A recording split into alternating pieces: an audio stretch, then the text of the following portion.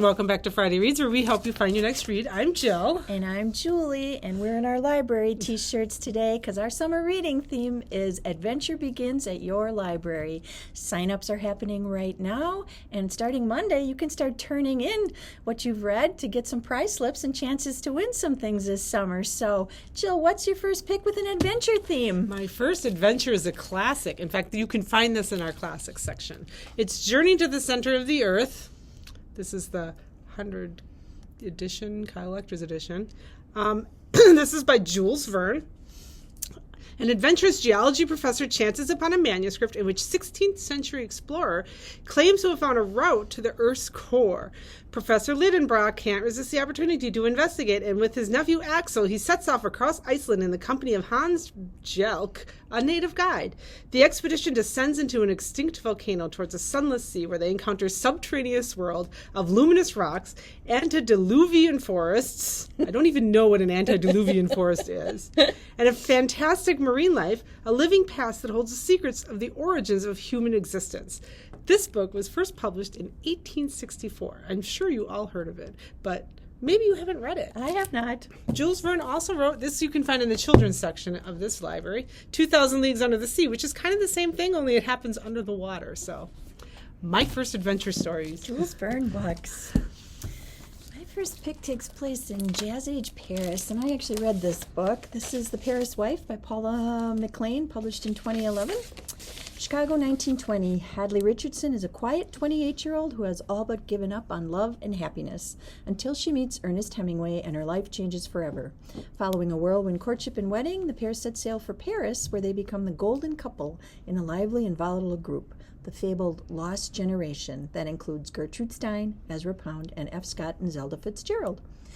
Though deeply in love, the Hemingways are ill-prepared for the hard-drinking and fast-living life of Jazz-Age Paris, which hardly values traditional notions of family and monogamy.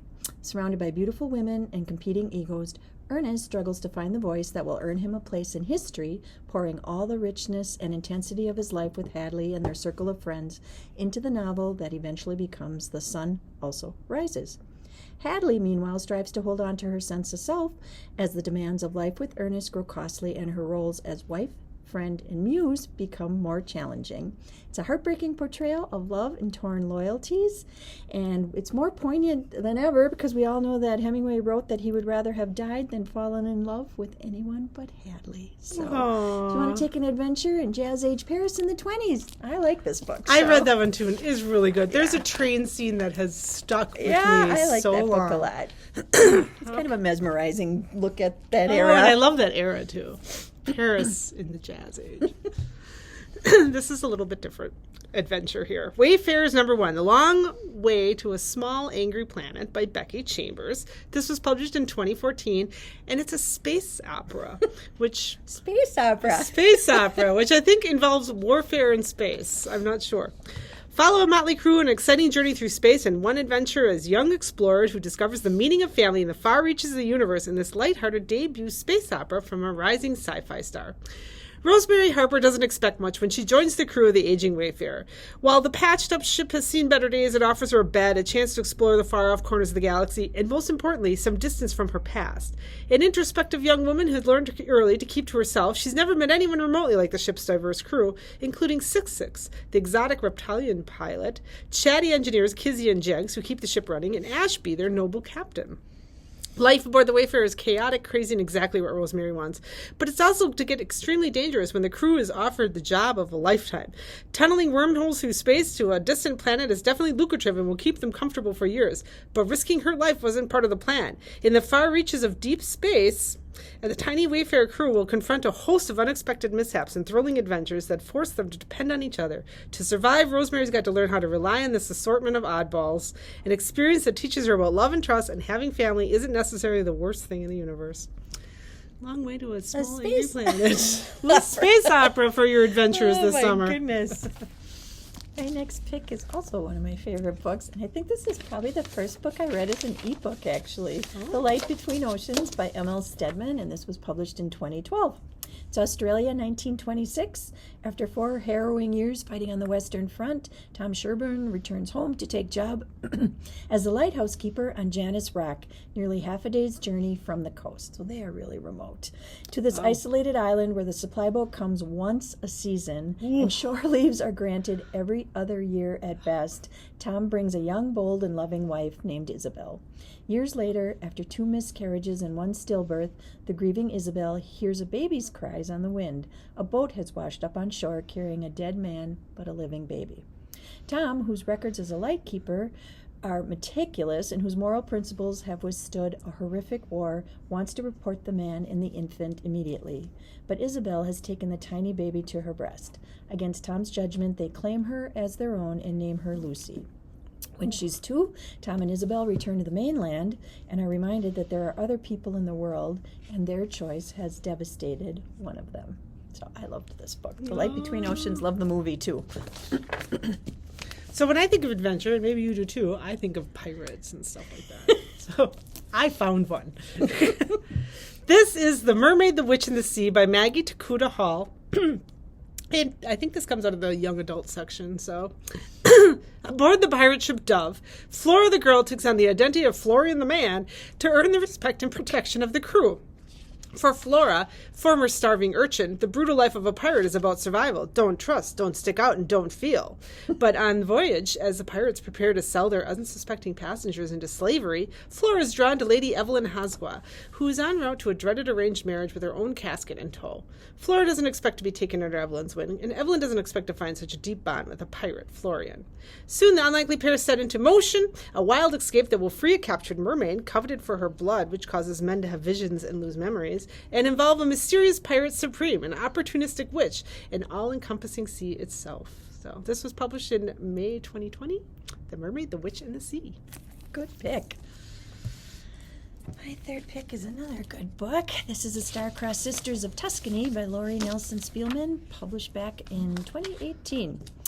A trio of second-born daughters set out to break the family curse that says they'll never find love on a whirlwind journey through the lush Italian countryside by New York Times bestseller Lori Nelson Spielman. She's the author of The Life List. Since the day Philomena Fontana cast a curse upon her sister more than 200 years ago, not one second-born Fontana daughter has found lasting love. Some, like second-born Amelia, the happily single baker at her grandfather's Brooklyn deli, claim it's just an odd coincidence. Others, like her sexy, desperate-for-love cousin Lucy, insist it's a true hex. But both are bewildered when their great-aunt calls with an astounding proposition. If they accompany her on an adventure to her homeland of Italy, Aunt Poppy vows she'll meet the love of her life on the steps of the Ravello Cathedral on her 80th birthday and break the Fontana second daughter curse once and for all. So it's against the backdrop of wandering Venetian canals, rolling Tuscan fields, and the enchanting Amalfi Coast. Romance blooms, destinies are found, and family secrets are unearthed. Secrets that could threaten the family far more than a century-old curse. Wow. Tuscany is one of the places I would like to adventure to. Me too. So this next one, if you think there's no unexplored areas of the world, you are wrong. This is The Wild Trees, a story of passion and daring by Richard Preston. It is nonfiction, so you'll find it in that section. And it is about the big trees, the redwood trees in California. Hidden away in a foggy, uncharted rainforest valleys in Northern California are the largest and tallest organisms the world has ever sustained, the coast redwood trees. Sequoias sempervirens. 96% of the ancient redwood forests have been destroyed by logging, but the untouched fragments that remain are among the great wonders of nature. The biggest redwoods have trunks up to 30 feet wide and can rise more than 35 stories above the ground, forming a cathedral-like structures in the air. Until recently, redwoods were thought to be virtually impossible to ascend, and the canopy at the tops of these majestic trees was undiscovered. In The Wild Trees, Richard Preston unfolds a spellbinding story of Steve Sillett, Marie Antoine, and a tiny group of daring botanists and amateur naturalists that found a lost world above California, a world that is dangerous, hauntingly beautiful, and unexplored. The Canopy Voyagers are young, just college students when they start their quest, and they share a passion for these trees, persevering in spite of something crushing personal obstacles and failings. They take big risks, they ignore common wisdom, such as the notion there's nothing left to discover in North America, and they even make love in hammocks stretched between branches 300 feet in the air. Bye. The deep redwood canopy is vertical Eden filled with mosses, lichens, spotted salamanders, hanging gardens of ferns, and thickets of huckleberry bushes, all growing out of a massive trunk system that have fused and formed flying buttresses, sometimes carved into blackened chambers hollowed out by fire called fire caves. Thick layers of soil sitting in the limbs harbor animal and plant life that is unknown to science. Humans move through the deep canopy suspended on ropes far out of sight on the ground, knowing that the price of a small mistake can be a plunge to one's death. Preston's account of this amazing world, by turning terrifying, moving, and fascinating, is an adventure story told in novelistic detail by a master of nonfiction narrative. The author shares his protagonist's passion for tall trees, and he mastered the techniques of tall tree climbing to tell the story of the wild trees. So I think this one's so fun. You can go to the top of the trees. I mean, what? Have you seen the redwoods? That's on our bucket list. No, that's definitely on my bucket list for an adventure. That's on ours too. My next pick, I know I've used this book before, but I really like this book, A Gentleman in Moscow, 1922, which is my third book in the 20s, I realized. Count Alexander Rostov is deemed an unrepentant aristocrat by the Bolshevik tribunal, and he's sentenced to house arrest in Metropole, a grand hotel across the street from the Kremlin. Rostov is a man of erudition and wit, and he's never worked a day in his life. And now he must live in an attic room while some of the most tumultuous decades in Russian history are unfolding outside the hotel's doors. Unexpectedly, his reduced circumstances provide him entry into a much larger world of emotional discovery. It's brimming with humor, a glittering cast of characters, and a beautifully rendered scene, one scene after another. This novel casts a spell as it relates the Count's endeavor to gain a deeper understanding of what it means to be a man of purpose. My favorite character in this book is Sophia, who the Count agrees to watch for a few months when she's 5 years old, and he ends up eventually being her de facto father. As a child, Sophia is precocious like her mother, but she's less assertive. She grows into a demure 13-year-old, but she also has a mischievous streak, playing games with the Count and even a few pranks. They sneak around the hotel in the back way. By the end of the novel, she's become a graceful young woman and a talented pianist. The Count sees her potential and does not want her to be restricted by Russian society. So when she goes on tour to Paris with a Moscow conservatory, the Count sees an opportunity for her to escape and arranges for her to run away and seek asylum in America. So overall, the Count's relationship with Sophia and his role as an adoptive parent gives him a sense of purpose, as he explains that he feels he was fulfilling life's plan when he agreed to watch Sophia. So I love all the comings and goings in this book. Haven't been able to watch the I think it's Paramount Plus series with Ewan McGregor as the Count. We don't have that, but someday I'd like to see that. You know, I had a patron this week that said the 1920s is her favorite era to read, so I hope if you are that patron, you're watching this. Well, and I think my last book is the 20s too. So my next one is going to tell you you're never too old to have an adventure. So, The 100-Year-Old Man Who Climbed Out the Window and Disappeared by Jonas Jonasson. This was published in 2009. After a long and eventful life, Alan Carlson ends up in a nursing home, believing it to be his last stop. The only problem is he's still in good health. A big celebration is in the works for his 100th birthday, but Alan really isn't interested, and he'd like a bit more control over his alcohol consumption. So he decides to escape. He climbs out the window with his slippers and embarks on a hilarious and entirely unexpected journey. It would be an adventure of a lifetime for anyone else, but Alan has a larger-than-life backstory. He has not only witnessed some of the most important events in the 20th century, but actually played a key role in them. Quirky and utterly unique, a 100-year-old man who climbed out the window has charmed readers across the world. So you might want to try this one. I read that book years ago. Oh.